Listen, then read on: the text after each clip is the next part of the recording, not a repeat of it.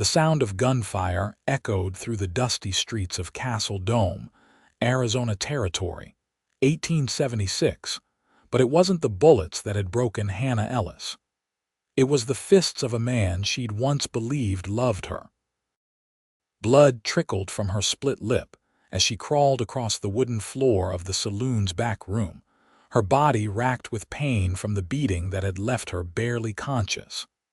This wasn't the life she had envisioned when she'd come west with dreams as vast as the desert sky. Hannah had arrived in Castle Dome 6 months earlier, a 20-year-old woman with nothing but determination and the clothes on her back.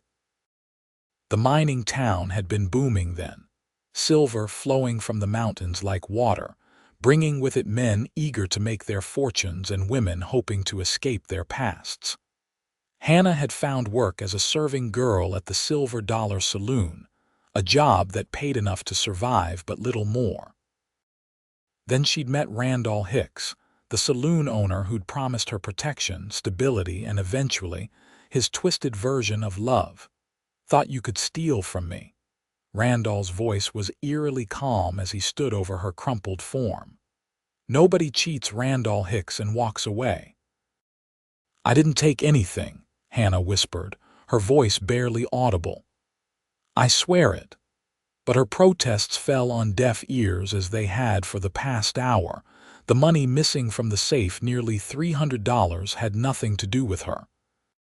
She'd never even seen the inside of Randall's office until he'd dragged her there earlier, accusing her of theft before the first blow fell. "You're nothing but a lying whore," Randall growled, pulling back his foot for another kick. Hannah closed her eyes, bracing for the impact that never came. The sound of the door splintering open was followed by a commotion she could barely comprehend through the fog of pain. When she forced her swollen eyes open, Randall was sprawled across his desk, and a tall figure stood between them. "That's enough." The voice was deep, steady as bedrock, and cold as a winter river. Hannah struggled to focus on her savior. Tall and broad-shouldered, he stood with the unmistakable confidence of a man who'd faced death and hadn't blinked. His dark hair fell to his shoulders beneath a wide-brimmed hat, and a star-shaped badge glinted on his chest. "This ain't your business, Yates," Randall spat, wiping blood from his mouth where the newcomer had struck him. "This is between me and my girl. When you beat a woman half to death in my town, it becomes my business." Marshal Yates Wilcox's hand rested casually on the pistol at his hip. "Now step back before I give you a matching set of bruises." Randall's eyes darted between the marshal and Hannah's broken form on the floor. Whatever he saw in Yates's expression must have convinced him to retreat. "She's a thief," he muttered, straightening his vest. "Stole from my safe." "We'll sort that out proper-like," Yates replied. "For now, you're going to cool your heels in a cell while Doc Simmons tends to Miss Ellis." Hannah tried to push herself up, to stand and maintain what little dignity she had left, but her limbs betrayed her. The pain was too intense, her body too broken. A sob of frustration and humiliation escaped her bloodied lips. Yates turned to her, his expression softening as he holstered his weapon. Without a word, he knelt beside her, his movements careful as if approaching a wounded animal. "Easy now, Miss Ellis," he said softly. "Let me help you." With gentle hands that belied his imposing presence, he lifted her from the floor. Hannah winced, a whimper escaping despite her efforts to remain silent. "I can't stand," she whispered, shame coloring her words. Yates adjusted his hold, cradling her against his chest with surprising tenderness. His eyes, a deep shade of green that reminded her of the pines in the mountains, met hers with unwavering steadiness. "Lean on me, Miss Ellis," he said, his voice low enough that only she could hear. "Lean on me forever if that's what it takes." The words, so simple yet so profound, broke something loose inside Hannah. Tears spilled down her cheeks, cutting clean tracks through the blood and dirt that stained her skin. "I've got you now," Yates continued as he carried her from the room. "And I promise you, no one's going to hurt you again." Hannah couldn't respond, her consciousness slipping away as the pain overwhelmed her. The last thing she remembered was the steady beat of Yates Wilcox's heart beneath her ear, a rhythm that somehow promised safety in a world that had shown her precious little. The next 3 days passed in a blur of pain and laudanum-induced sleep. Hannah drifted in and out of consciousness in a small room at the back of Doc Simmons's house. Each time she woke, she expected to find herself alone, but someone was always there, usually Mrs. Simmons, the doctor's kind-faced wife, but occasionally Marshal Wilcox himself, sitting quietly in the corner with his hat on his knee. On the 4th morning, Hannah awoke feeling clearer than she had since the beating. The worst of the pain had subsided to a dull ache, and though her face was still swollen, she could open both eyes fully again. The room was quiet, sunlight filtering through the cotton curtains to cast golden patterns across the simple quilt that covered her. "Welcome back to the land of the living," said a voice from the doorway. Marshal Wilcox stood there, a steaming mug in his hands. Hannah instinctively pulled the quilt higher, suddenly aware of her vulnerability. "How long have I been here?" "4 days," he replied, approaching slowly. "Doc says you're mending well, though you gave us a scare that first night." He offered the mug. "Mrs. Simmons sent this, said you might be ready for some broth." Hannah accepted it with trembling hands, the warm ceramic soothing against her palms. "Thank you, Marshal," she said softly. "For everything." Yates pulled a chair closer to the bed and sat, his tall frame making the small piece of furniture appear almost comically inadequate. "Call me Yates," he said, "and there's no need for thanks. Any decent man would have done the same." "We both know that's not true," Hannah replied, sipping the broth cautiously. "Plenty of men in this town heard what was happening. You were the only one who stepped in." Yates's expression darkened. "Then there's a shortage of decent men in Castle Dome." A silence fell between them, not uncomfortable but heavy with unspoken questions. Finally, Hannah voiced the one that had been haunting her waking moments. "What happens now? With Randall, I mean." "Randall Hicks is currently enjoying the hospitality of my jail," Yates said, a hint of satisfaction in his tone. "And he'll be staying there for the foreseeable future." "On what charge?" Hannah asked, setting the half-empty mug on the bedside table. "He'll claim I belonged to him, that he had the right. No man has the right to do what he did to you," Yates interrupted, his voice hard.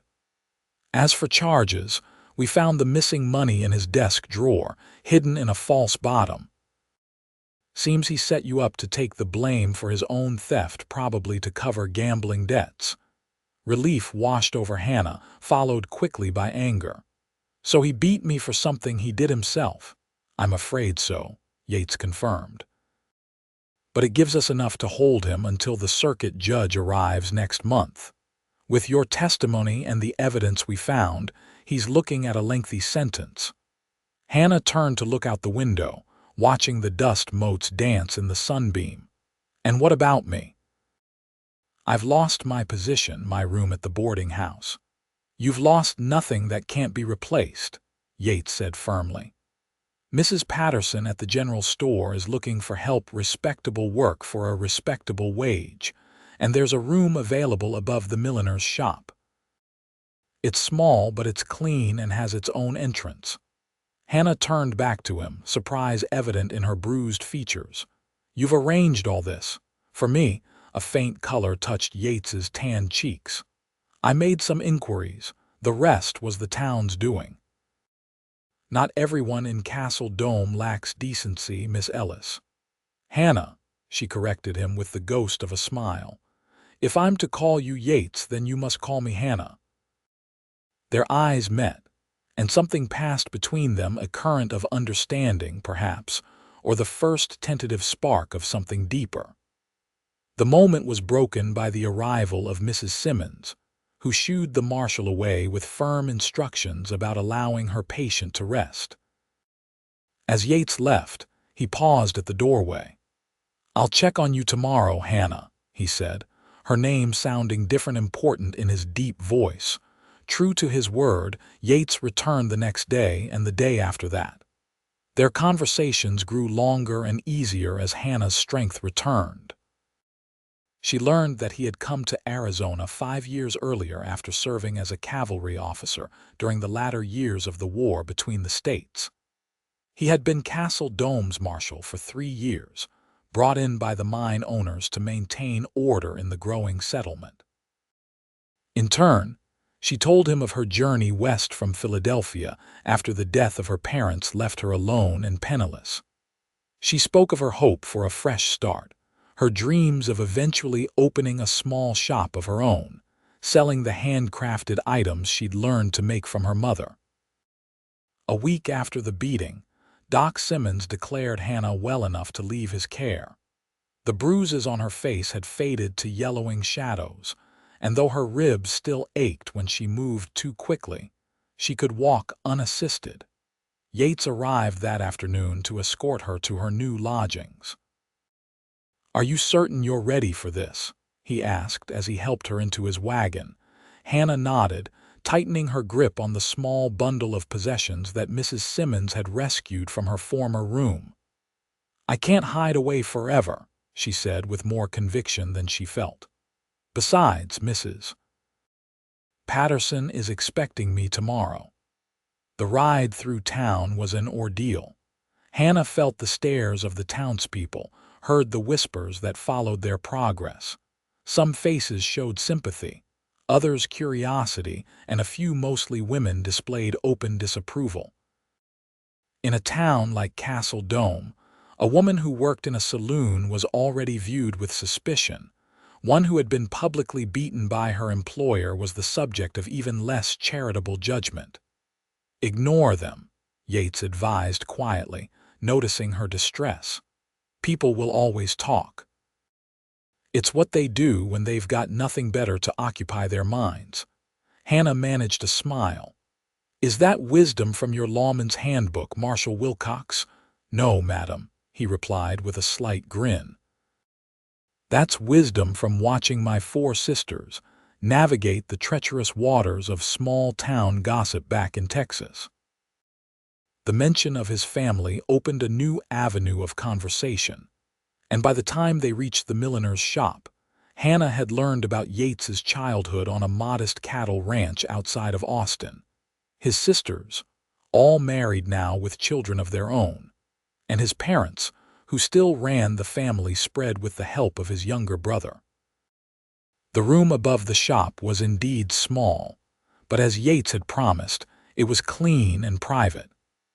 Mrs. Finch, the milliner, greeted Hannah with genuine warmth, showing her the separate entrance at the side of the building that would allow her to come and go without disturbing the shop below. "It's not much," Yates said apologetically when they were alone in the simple space. A narrow bed, a chest of drawers, a small table with a single chair, and a washstand comprised the entirety of the furnishings. "It's perfect," Hannah replied, meaning it. After months of sharing cramped quarters with 3 other saloon girls, the modest room felt like a palace. "My own space with a door I can lock. What more could I ask for?" Yates studied her face, his expression unreadable. "You deserve more than this, Hannah. More than Castle Dome can offer a woman alone." Something in his tone made her heart quicken. "Perhaps," she acknowledged, "but for now it's exactly what I need, a fresh start." He nodded, reaching for his hat. "I should let you settle in. Mrs. Finch left some supper for you in that basket, and I'll come by in the morning to walk you to the general store." "You don't have to do that," Hannah protested. "I can find my own way." "I know you can," Yates said, pausing at the door, "but I'd like to all the same if you'll allow it." Hannah felt a warmth bloom in her chest that had nothing to do with her healing injuries. "I'd like that too," she admitted softly. Thus began a new chapter in Hannah's life. Each morning, Yates would escort her to the general store, tipping his hat politely before continuing on his rounds. Each evening, he would appear as she was closing up, offering his arm for the walk back to her room. Sometimes, they would stop for supper at the small cafe run by a Chinese couple near the edge of town, where Yates would regale her with stories of his more unusual encounters as Marshal. 2 weeks into this new routine, Mrs. Patterson took Hannah aside. "That Marshal's sweet on you, girl," she said matter-of-factly as they unpacked a shipment of fabric. "Half the unmarried women in town have set their caps for him these past 3 years, and he's never given any of them the time of day. Yet there he is, morning and night, walking you about town like you're made of fine china." Hannah felt her cheeks warm. "He's just being kind." "After what happened with Randall, kindness doesn't put that look in a man's eyes," Mrs. Patterson interrupted with a knowing smile. "Trust me, I've been married 30 years. I know the difference."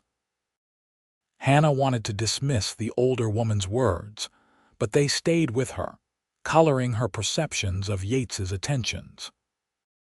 She began to notice the way his eyes lingered on her face when he thought she wasn't looking, how his hand sometimes brushed hers as they walked, the protective stance he adopted whenever other men approached them. One Saturday evening, nearly a month after the beating, Yates arrived at the general store with an unusual request. "The Thompsons are hosting a social at their ranch tomorrow," he said as they walked. "There'll be dinner, maybe some dancing afterward." "I thought, that is, if you're feeling up to it, are you asking me to accompany you, Marshal Wilcox?" Hannah asked, unable to keep a teasing note from her voice. Yates cleared his throat, looking more nervous than she'd ever seen him. "I am indeed, Miss Ellis, as my guest, if you'd like to go." Hannah hesitated. The thought of facing the entire town in a social setting was daunting, but the hopeful expression on Yates's face made her reluctance fade. "I'd be honored," she said softly, "though I'm afraid I don't have anything suitable to wear to such an event." Yates's smile was like the sunrise breaking over the desert. "I took the liberty of speaking with Mrs. Finch. She says she has a dress that might suit you. A customer ordered it, but then left town before paying. With a few alterations, she thinks it would fit you perfectly." The dress in question was the loveliest thing Hannah had ever owned, a deep blue calico, with a modest neckline and delicate embroidery at the cuffs and collar. When she emerged from her room the following afternoon, Yates's expression of stunned appreciation was worth every moment of the nervousness that had plagued her all day. "You look beautiful," he said simply, offering his arm. The Thompson Ranch was the largest in the area, a sprawling property that had been established before the silver boom. The social was held in the expansive yard behind the main house, where tables had been set up beneath cottonwood trees. Lanterns hung from the branches, waiting for dusk to transform the ordinary setting into something magical. Hannah felt the stares as Yates led her through the gathering. News of their arrival spread quickly, heads turning and conversations faltering as they passed. She kept her chin high, drawing strength from Yates's steady presence beside her. Marshal Wilcox. A robust man with a silver beard approached them, hand extended. "Glad you could make it, and this must be Miss Ellis. Charlotte's told me all about you." "Miss Ellis, this is Jeremiah Thompson," Yates introduced them. "He owns half the valley and most of the cattle you'll see between here and Tucson." "You flatter me, Marshal," Thompson laughed. "It's a pleasure to meet you, Miss Ellis. My wife speaks very highly of your skills with customers at Patterson's store." Hannah smiled, genuinely surprised. "That's very kind of her. I've only just begun learning the business." "She has a natural talent for it," came a new voice as a woman in her 50s joined them. "Welcome to our home, Miss Ellis. I'm Charlotte Thompson." The warmth of the Thompsons' greeting seemed to set the tone for the evening. While Hannah was aware of curious glances and whispered conversations, the open hostility she had feared didn't materialize. By the time they sat down to the enormous meal spread across the tables, she had been introduced to dozens of people and was beginning to feel that Castle Dome might eventually accept her after all. After dinner, several men produced fiddles and a guitar, and a space was cleared for dancing. Yates turned to Hannah, a question in his eyes. "I'm not sure I remember how," she admitted as he led her to the makeshift dance floor. "It's been years since I attended any social gatherings." "Just follow my lead," Yates said, placing one hand lightly on her waist. "I promise not to step on your toes."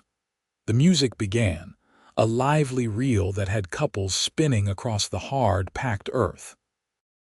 Hannah stumbled at first, her body still not fully recovered from her injuries. But Yates adjusted his steps to accommodate her, slowing their pace without making it obvious to onlookers. As the evening progressed, the music softened, and the couples drew closer together. Hannah found herself in Yates's arms for a waltz, their bodies separated by the barest proper distance. The lantern light cast a golden glow over the gathering, and for the first time since arriving in Castle Dome, Hannah felt a sense of belonging. "Thank you for bringing me tonight," she said as they moved slowly to the music. "I'd forgotten what it was like to just enjoy an evening." Yates's hand tightened slightly at her waist. "You deserve every happiness, Hannah Ellis. I hope you know that." Something in his voice made her look up, meeting his intense gaze. The music, the people around them, even the night itself seemed to fade away as they stood there, connected by more than just their clasped hands. "Yates," she began, uncertain of what she wanted to say but feeling that something significant was happening between them. Before she could continue, a commotion at the edge of the gathering drew their attention. Voices were raised in anger, and Yates instantly shifted, his body language changing from dance partner to lawman in the space of a heartbeat. "Stay here," he instructed, already moving toward the disturbance. Hannah watched as he strode through the crowd, which parted before him like water. At the periphery of the dancing area, two young cowboys were squaring off, hands hovering near their pistols. Yates stepped between them without hesitation, his voice too low for Hannah to hear, but his authoritative stance unmistakable. After a tense moment, both men backed down, one spitting disgustedly on the ground before stalking away toward the barn. The other remained, apparently receiving further instructions from Yates. The incident, while brief, had cast a pall over the previously joyful atmosphere. Yates returned to Hannah's side, his expression apologetic. "I'm sorry about that. The Jenkins boy had too much to drink and took offense at something Carson said." "Is everything all right now?" "For the moment," Yates replied, though he seemed distracted. "Carson's agreed to sleep it off in the Thompsons' bunkhouse, but I should probably make sure Jenkins actually leaves the property." Hannah nodded, understanding. "Of course. You have responsibilities." Yates hesitated, clearly torn between his duty and his desire to continue their evening. "Would you mind if we called it a night? I'd feel better seeing you safely home, and then I can track down Jenkins before he causes any more trouble." "I don't mind at all," Hannah assured him, though she couldn't quite hide her disappointment that their magical evening had been cut short. The ride back to town was quiet, both lost in their own thoughts. When they reached the milliner's shop, Yates helped Hannah down from the wagon with the same gentle care he always showed her. "I had a wonderful time tonight," she said as they stood at the foot of the stairs leading to her room. "Thank you for convincing me to go." Yates removed his hat, turning it in his hands in an uncharacteristically nervous gesture. "I had hoped we might have more time to talk," he said. "There's something I've been wanting to say to you, Hannah." Hannah's heart fluttered in her chest. "What is it?" For a moment, it seemed he might step closer, might bridge the small distance between them. But then a shout from down the street caught his attention, someone calling his name with urgency. "Marshal, come quick! There's trouble at the Silver Dollar." Yates closed his eyes briefly, his frustration evident. "I have to go," he said, regret heavy in his voice. "We'll talk tomorrow," Hannah nodded, forcing a smile. "Tomorrow," she agreed. "Be careful, Yates." He placed his hat back on his head, the gesture transforming him once more into Marshal Wilcox. "Always am," he said with a wink that belied the seriousness of whatever situation awaited him. "Lock your door, Hannah." She watched him stride away, his long legs eating up the distance quickly. Only when he had disappeared around the corner did she climb the stairs to her room, her mind full of unanswered questions about what he had wanted to tell her. The next morning, Hannah awoke to the sound of urgent knocking at her door. Pulling a shawl around her nightgown, she opened it to find Mrs. Finch standing there, her usually composed features creased with worry. "Oh, Miss Ellis," the older woman said breathlessly. "Have you heard? There was a terrible commotion at the saloon last night. They're saying Marshal Wilcox was shot." Hannah's world tilted sharply. "Shot? Is he?" She couldn't bring herself to finish the question. "He's alive," Mrs. Finch assured her quickly. "Doc Simmons is with him now. They carried him to his rooms above the marshal's office." Relief nearly buckled Hannah's knees. "What happened?" "Nobody seems to know for certain. Something about Randall Hicks escaping custody and causing a ruckus at his old establishment. The marshal went to intervene and shots were fired." Hannah was already moving, grabbing clothes from her drawer. "I need to go to him," she said, not caring how her words might be interpreted. "Please, could you give me a moment to dress?" Mrs. Finch nodded, understanding in her eyes. "Of course, dear. I'll wait downstairs and walk with you." 10 minutes later, Hannah was hurrying through the streets of Castle Dome, her heart pounding with fear. The marshal's office was a small building near the center of town, with living quarters on the second floor that Yates had occupied since taking the position. A small crowd had gathered outside, townsfolk murmuring among themselves as they awaited news. Hannah pushed through them without apology, her focus entirely on reaching Yates. Inside, she found Deputy Collins standing guard at the foot of the stairs leading to Yates's quarters. The young man's expression was grave, his clothing stained with what Hannah recognized with horror as blood. "Miss Ellis," he acknowledged her with a nod. "I figured you'd be coming." "How is he?" Hannah asked, her voice barely steady. "They said he was shot." Collins nodded. "Took a bullet to the shoulder. Doc's with him now, digging it out. Marshal's tough, though. He'll pull through." "I need to see him," Hannah insisted. "Please." The deputy hesitated, then stepped aside. "Doc might not like it, but I reckon the marshal would want you there." Second door at the top of the stairs.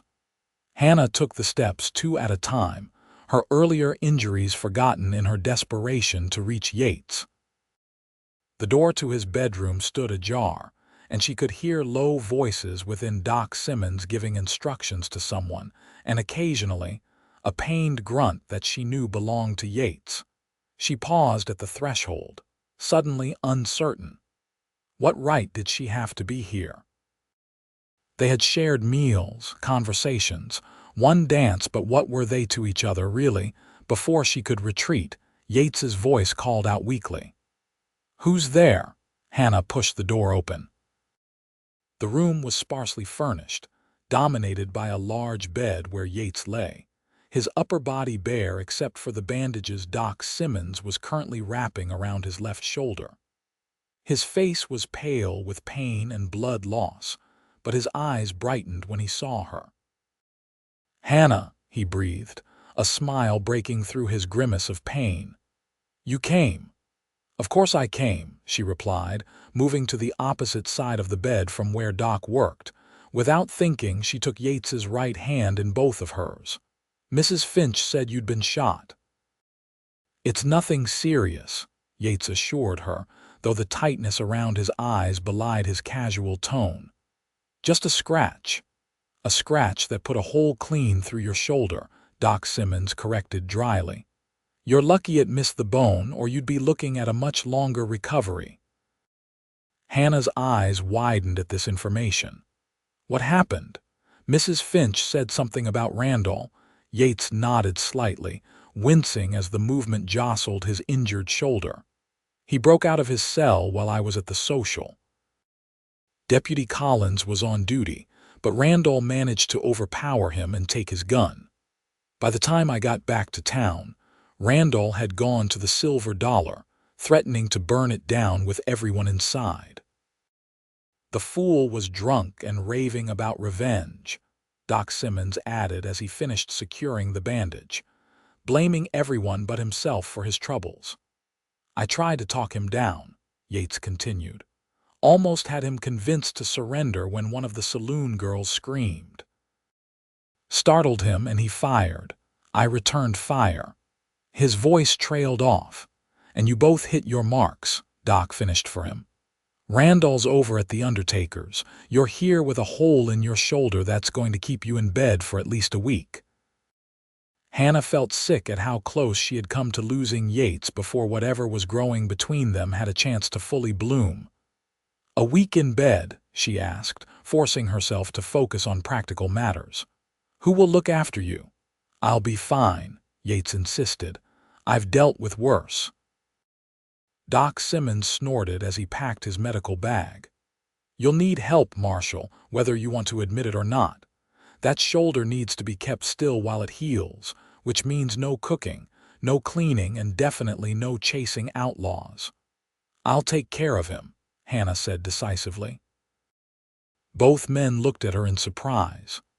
"Miss Ellis," Doc began, "while your offer is commendable, it wouldn't be proper. I'll stay during the day," Hannah clarified.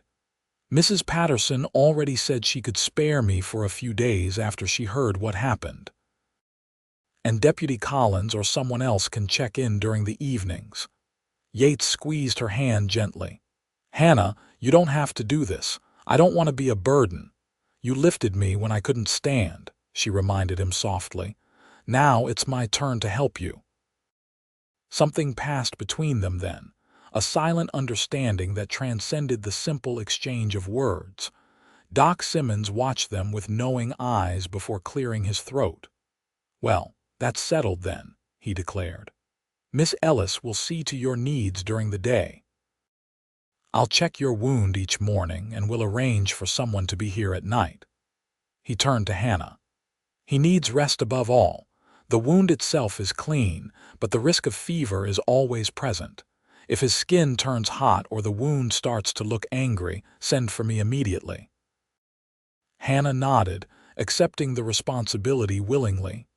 "I understand." After providing detailed instructions for changing the bandages and administering the laudanum he left for pain, Doc Simmons departed, leaving Hannah alone with Yates for the first time since their interrupted moment outside her lodgings. "You really don't have to do this," Yates said again once the door closed behind the doctor. "I'm sure Deputy Collins could find someone. Do you not want me here?" Hannah interrupted, suddenly uncertain. Yates's response was immediate. "No, I mean yes, I want you here." More than I should admit, probably. A flush that had nothing to do with fever colored his cheeks. "I just don't want you to feel obligated." Hannah pulled a chair closer to the bed and sat, still holding his hand. "It's not obligation, Yates. It's something else entirely."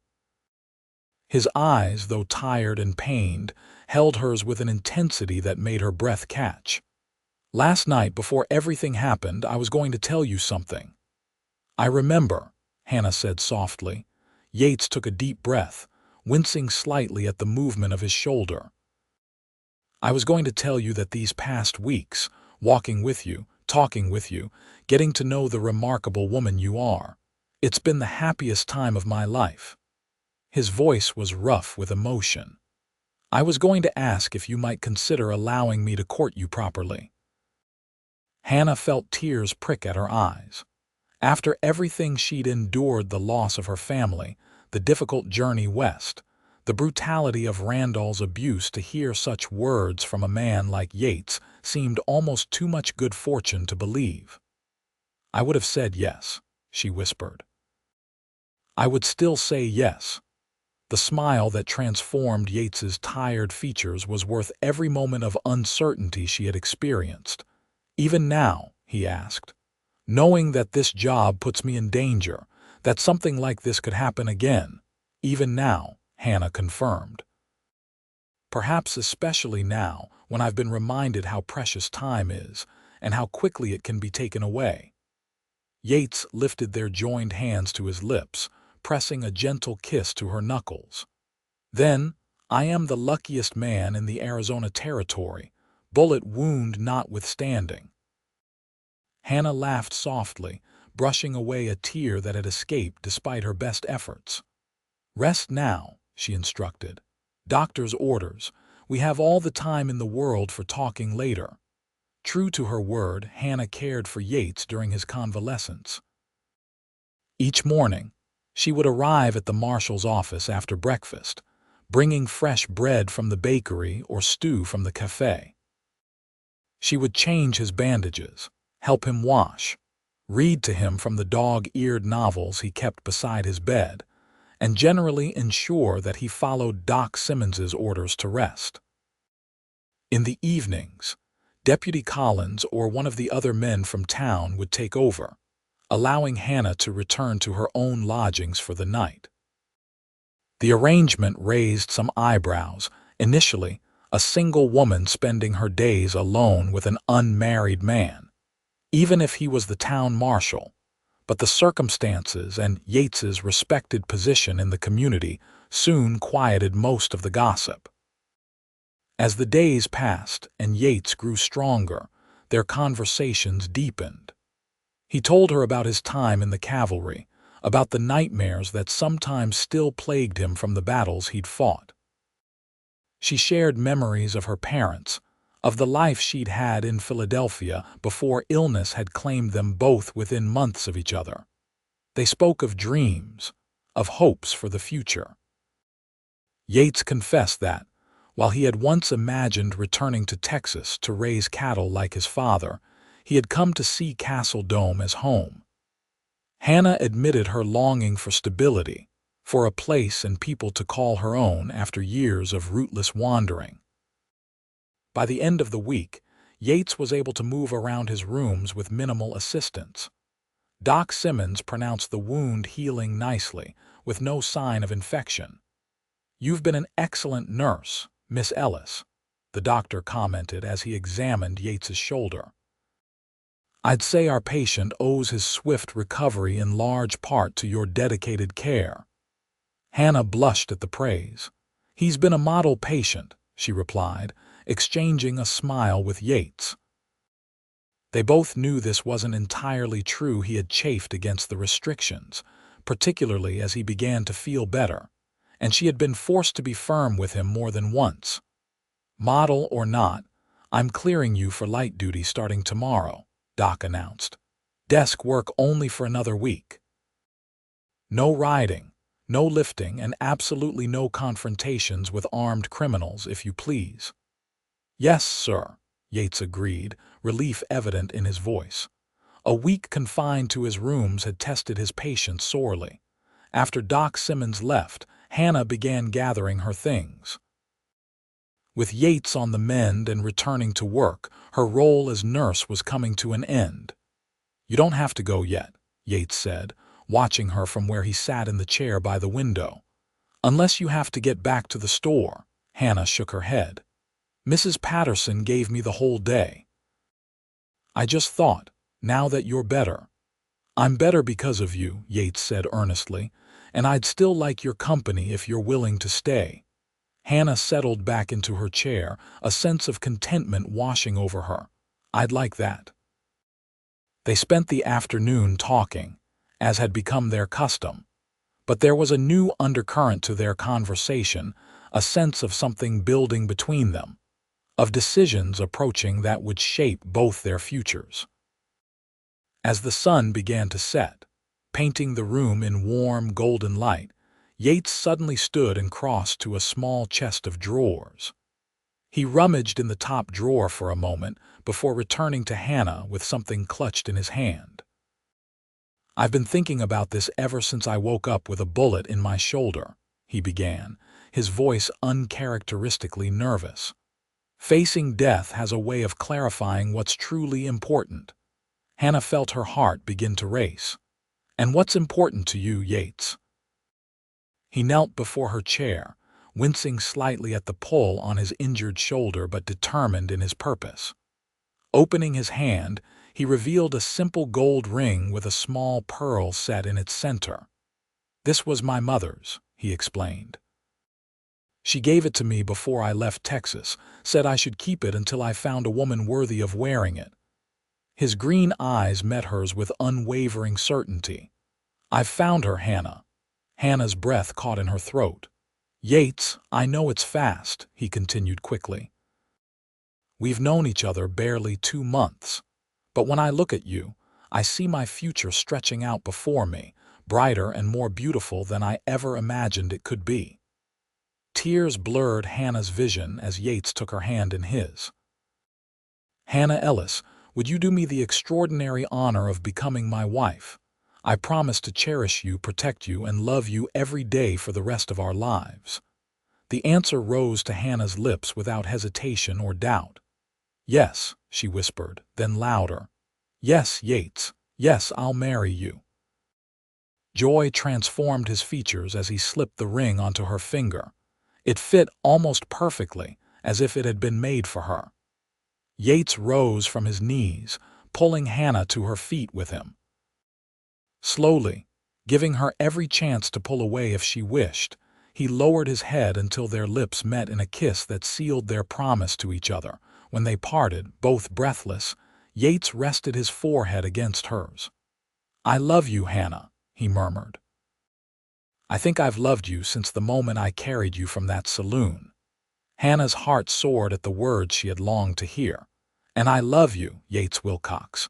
You saved me in more ways than you know." The news of their engagement spread through Castle Dome with remarkable speed. By the following afternoon, it seemed everyone in town was aware that Marshal Wilcox had proposed to Miss Ellis and been accepted.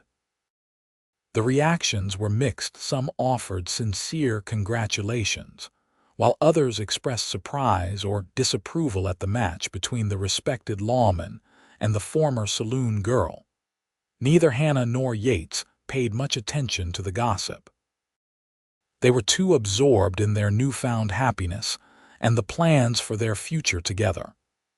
Yates returned to work on a limited basis, while Hannah continued her position at the general store. In the evenings, they would walk together through town, no longer needing the pretense of Yates escorting her home for safety. 2 weeks after the proposal, Hannah received an unexpected visitor at Patterson's store.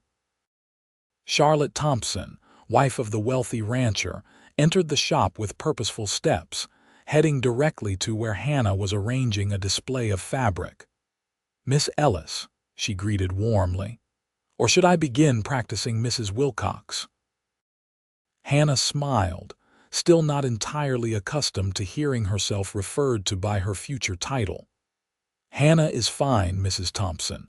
What can I help you with today?" "Actually, I've come to help you," Charlotte replied. "Jeremiah and I would like to host your wedding at our ranch." "Nothing elaborate unless you want elaborate, of course, but we have the space for a proper celebration." Hannah stared at the older woman in astonishment. "That's incredibly generous, Mrs. Thompson. But why would you do that for us?" Charlotte's expression softened. "Castle Dome hasn't always been kind to you, my dear. Jeremiah and I feel that perhaps it's time the town made amends. Besides," she added with a twinkle in her eye, "we're quite fond of your Marshal Wilcox. He's kept the peace around here admirably these past few years." "I don't know what to say," Hannah admitted. I'll need to discuss it with Yates, of course, but thank you, truly." "Discuss what with me?" came Yates's voice as he entered the store, tipping his hat to both women.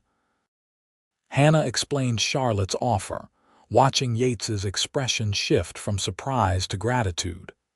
"That's mighty generous of you and Mr. Thompson," he said sincerely. "We'd be honored to accept, wouldn't we, Hannah?" With the venue secured, preparations for the wedding began in earnest. The date was set for 3 weeks, hence a compromise between Yates's desire for an immediate ceremony and Hannah's wish for time to prepare properly. Mrs. Finch insisted on creating Hannah's wedding dress as her gift to the bride, while Mrs. Patterson organized a small gathering of the town's women to prepare the food for the celebration. Yates wrote to his family in Texas, though he knew they wouldn't be able to make the journey on such short notice.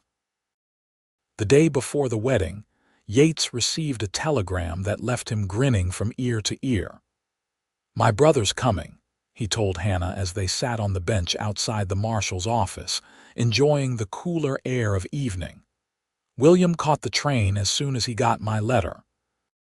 He'll be here tomorrow morning." Hannah squeezed his hand, delighted for him. "I'm so glad you'll have family here." "Soon enough you'll be my family too," Yates reminded her, pressing a kiss to her temple. The morning of the wedding dawned clear and bright, the autumn air crisp but pleasant. Hannah awoke in her small room above the milliner's shop for the last time, her heart full to bursting with happiness. Mrs. Finch and several other women arrived shortly after breakfast to help her prepare. The wedding dress, when Hannah finally put it on, brought tears to everyone's eyes. Made of ivory silk with delicate lace at the collar and cuffs, it transformed Hannah from pretty to breathtaking. "Oh my," Mrs. Finch breathed. "Marshal Wilcox won't know what hit him." A knock at the door announced the arrival of their transportation to the Thompson ranch. Hannah was surprised to find not the wagon she had expected, but a handsome buggy decorated with ribbons and flowers, courtesy of Charlotte Thompson. The ranch was transformed from its everyday appearance. Garlands of autumn flowers hung from the cottonwood trees, and rows of chairs had been set up facing an arch twined with more blooms. To Hannah's surprise, nearly the entire town seemed to have turned out for the occasion. As the buggy approached, she could see Yates standing beneath the arch, tall and handsome in a new black suit, his brother, a younger, slightly shorter version of himself, at his side. Doc Simmons helped Hannah from the buggy and offered his arm. "I'd be honored to give you away, my dear," he said gruffly, "if you'll have me." Hannah, too moved to speak, simply nodded and took his arm. As the small group of musicians began to play, she walked toward her future, her eyes never leaving Yates's face. The joy and love she saw there mirrored the feelings in her own heart. The ceremony was simple but deeply meaningful. They exchanged vows they had written themselves, promising to stand by each other through all of life's challenges, to support each other's dreams, to build a home and a life filled with love. When the minister pronounced them husband and wife, Yates drew Hannah into his arms for a kiss that left no doubt about the depth of his feelings for her. The assembled guests broke into applause, and even those who had been skeptical of the match seemed moved by the obvious devotion between the newlyweds.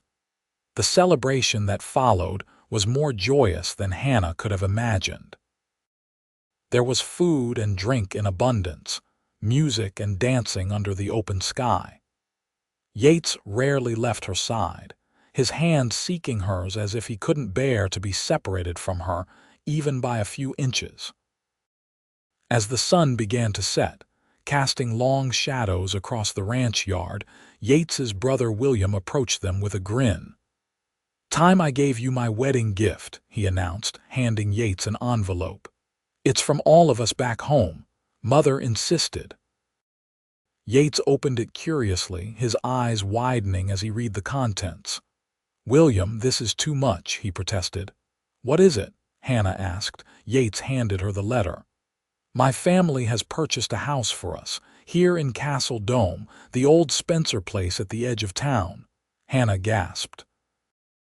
The Spencer house was one of the finest in Castle Dome, a proper two-story home with a wraparound porch and a garden. "But how? Why?" "Mother said she couldn't have her new daughter-in-law living in rooms above the jail," William explained with a chuckle. "And Father figured this was more practical than cattle as a wedding gift." Later that night, Yates carried Hannah across the threshold of their new home. The house had been prepared for their arrival, with lamps lit and a fire burning in the hearth to ward off the desert night's chill. "Welcome home, Mrs. Wilcox," Yates said softly as he set her on her feet in the entryway. Hannah looked around at the spacious rooms, the solid furniture, the sense of permanence that permeated the walls. "It's perfect," she whispered. "All of it, the house, the wedding, you. I never dreamed I could be this happy." Yates drew her into his arms, his expression serious despite the joy of the day. "I made a promise to you the night we met," he reminded her. "I told you to lean on me forever." "I remember," Hannah said, reaching up to touch his face. "And I will, Yates. But I hope you know you can lean on me too. That's what marriage is, isn't it? Supporting each other through whatever life brings." "It is indeed," Yates agreed, lowering his head to claim her lips in a kiss that spoke of promises kept and a future full of love. In the years that followed, Castle Dome would see many changes. The silver mines eventually played out, and some families moved on to seek their fortunes elsewhere.